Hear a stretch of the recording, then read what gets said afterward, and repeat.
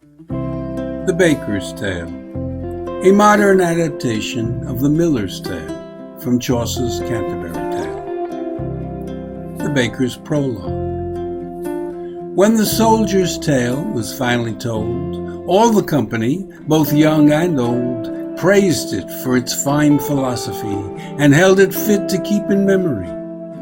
All but the baker, who said the New Age crap would drive him to a Heineken on tap, except he had a counter tale to tell, and needed a clear head to tell it well. Now hold on, said our host. Remember that we all drew lots.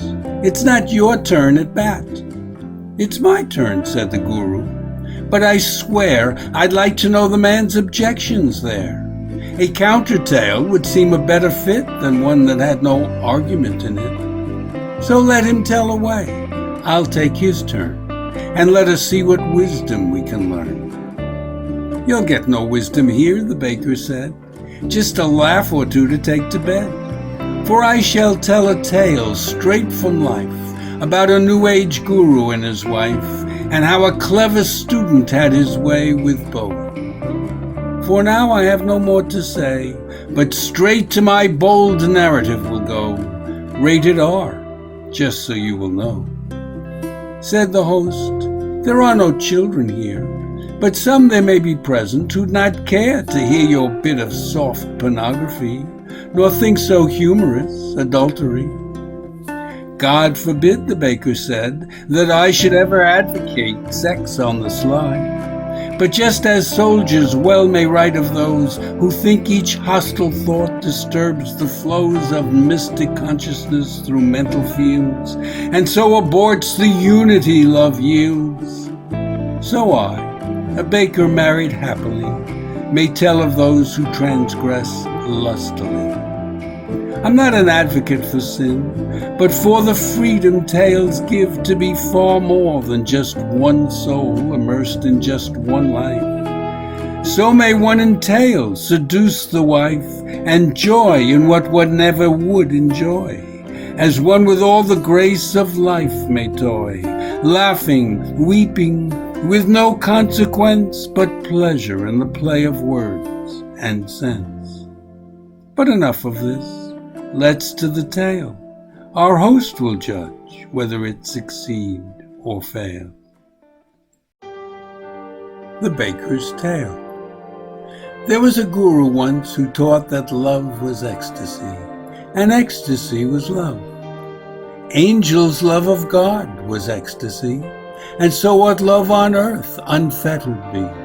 For one ought never own another's heart, nor be owned by another, lest love start to curdle, just like milk too long unused, or children who too long have been abused.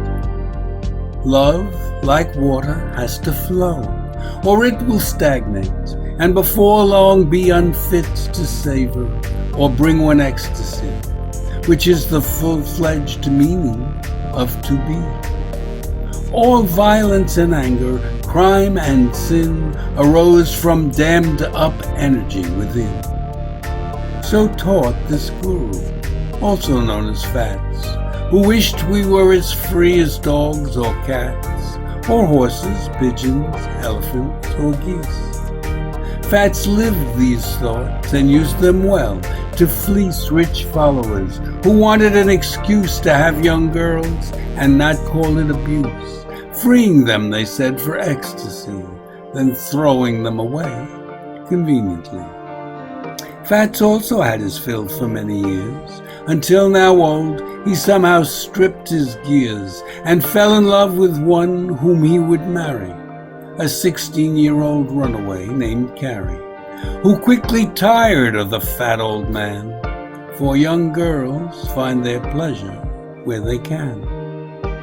Now Fats, to his surprise, became obsessed with his young wife, the first that he possessed, and jealous of each look or word or glance that might so much as hint of a romance.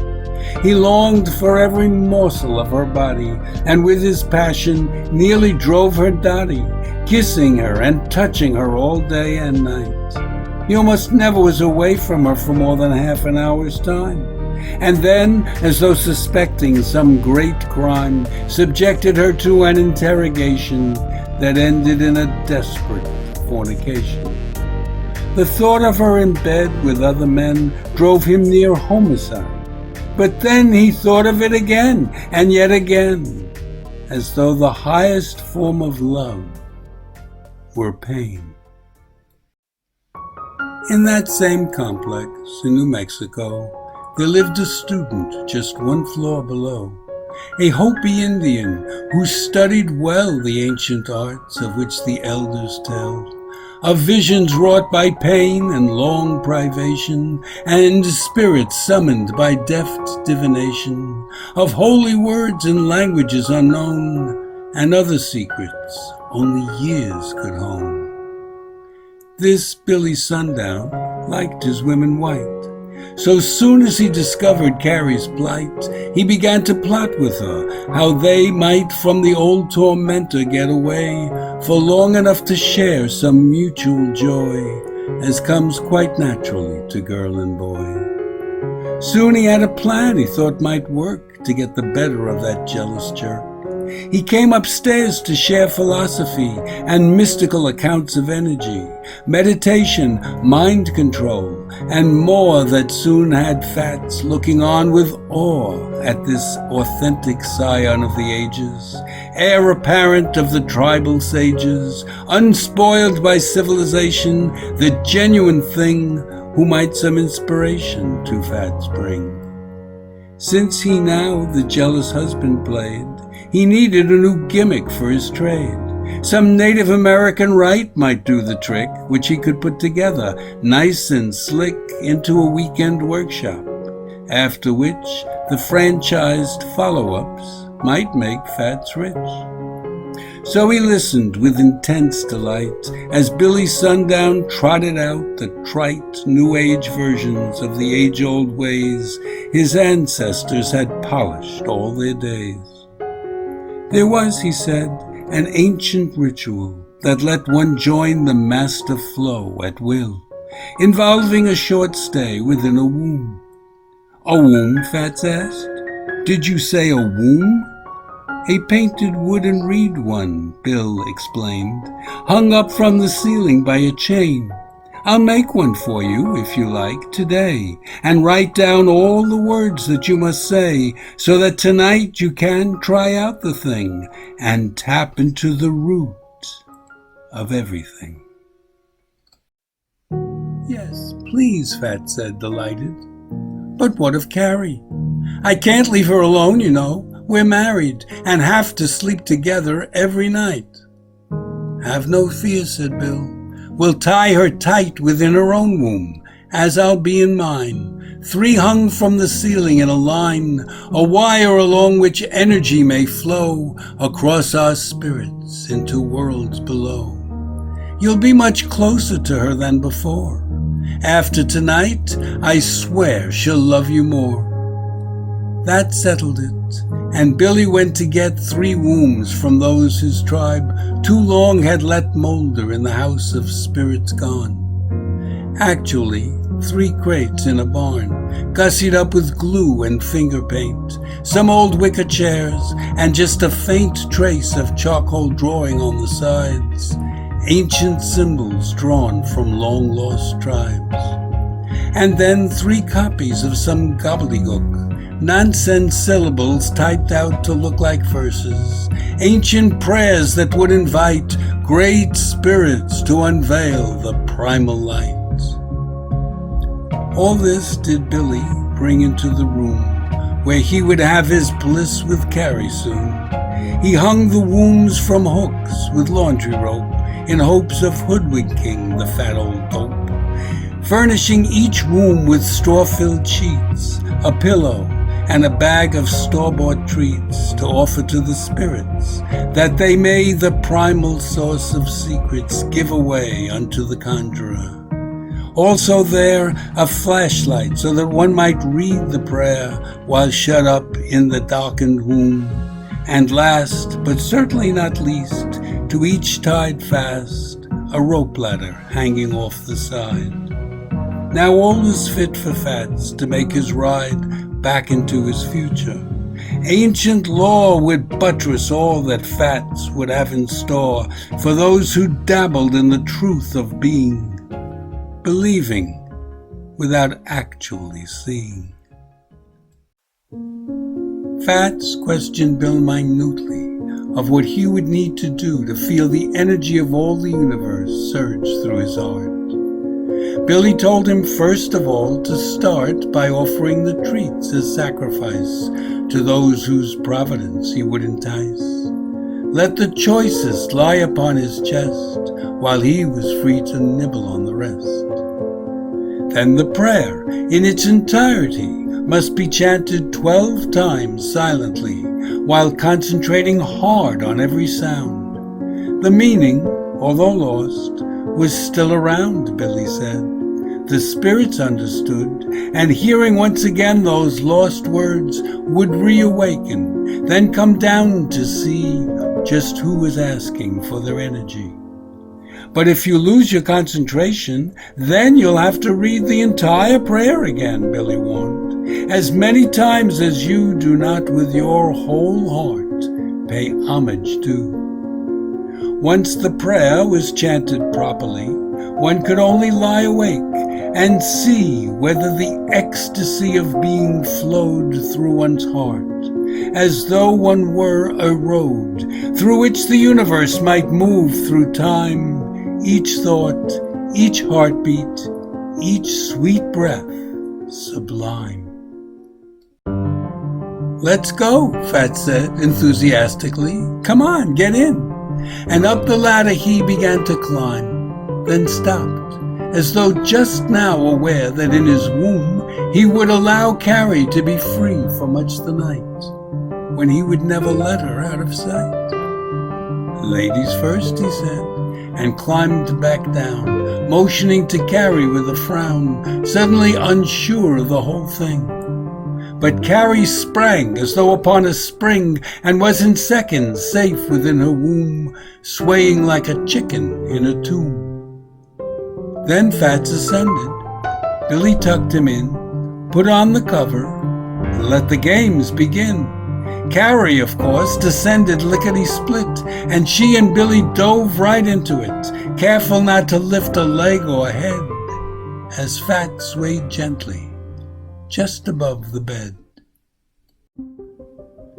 After sacrificing the choice treats and downing all the rest for bedtime eats, Fats took out the flashlight and the prayer and began to chant the nonsense there, silently 12 times with concentration, knowing all too well his mute oration would not do. And so again he chanted in the cavern of his brain until the soundless sound became like music long memorized, and he would never lose it, but know it till he died, its simple beauty. And when he thought he'd finally done his duty, Fats waited for the flow of energy that would at last bring him the ecstasy he had for so long sought, at the heart of being, with neither sense nor thought, unseeing seeing, unknowing knowing, all that is and ever would be flowing through him like a river. And there it was, rising from below. An energy of love no love could know, ecstasy just pouring through his heart, up from where two lovers played their part, a universal loveliness that sings of all the grace that simply being brings. And then nothing. It was over. Fats, exhausted, fell asleep, and that was that. In his womb, suspended from his hook, while underneath him two young lovers took themselves with whispers out of Fats's bed, and out into the silent darkness fled, vanished into ordinary lives of ordinary husbands and their wives. Their ecstasy, too, vanished in the flow of energy that moves the world we know. When the following morning Fats awoke, he banged his head so hard he thought it broke. Where am I? First he wondered. Am I dead and buried? But the sharp pain in his head told him he was still alive. And then, just as his wound swung back and forth again, it all came flooding in. Help! Help! He cried. Help me out of here! I'm stuck inside! But no one came, of course, and so he squirmed and twisted in the swinging crate and wormed his way up sideways, lifting with his shoulder the cover of the crate. Then he looked over at the other womb tombs hanging near and said to the one next to him, My dear sweet Carrie, did you feel the ecstasy? But of course no answer came. So he then shouted, Time to wake up, everyone!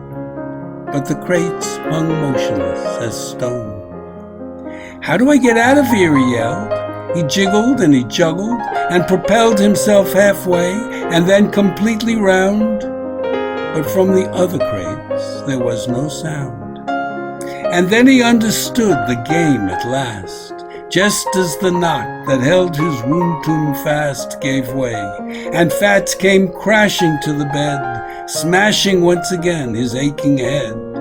Aye! He screamed, and oh! But Carrie and Bill were gone. Their crates just hung there, mute and still.